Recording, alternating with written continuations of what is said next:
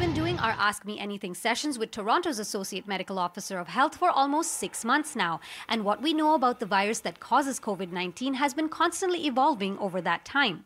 One of the questions we've been getting frequently since day one is whether or not the virus is airborne. In this week's Q&A, Dr. Vinita Dubey explains in what circumstances that might be possible. The airborne transmission, again, I still think is important to note that it's still different from something like measles or chickenpox. But it's this idea that the droplet, if it's a tiny droplet particle, aerosolizes.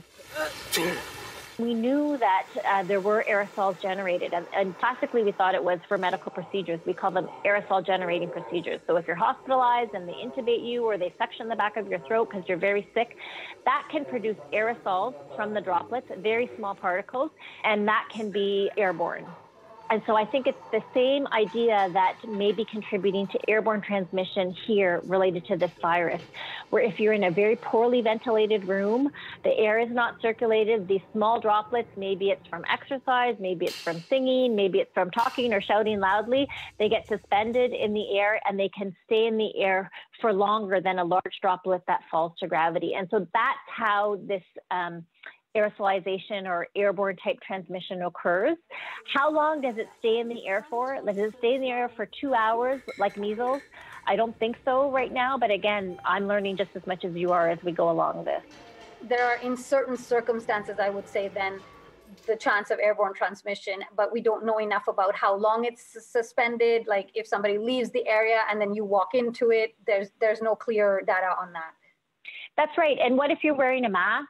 Does that, will that prevent airborne transmission?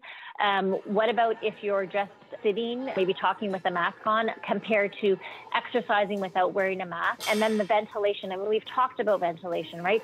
Outdoors versus indoors, and the air matters. Outdoor is safer. So that recommendation is not new. It's going along with what we always recommended, that you need good ventilation to combat this virus. We have more of our latest Q&A session with the doctor on our website, plus our top 10 most frequently asked questions over the last 6 months. You can find that on citynews.ca/COVID answers. Or you can point your phone camera to the code on the screen you see right now, and a link will pop up to take you directly to that page. For City News, I'm Dilshad Burman.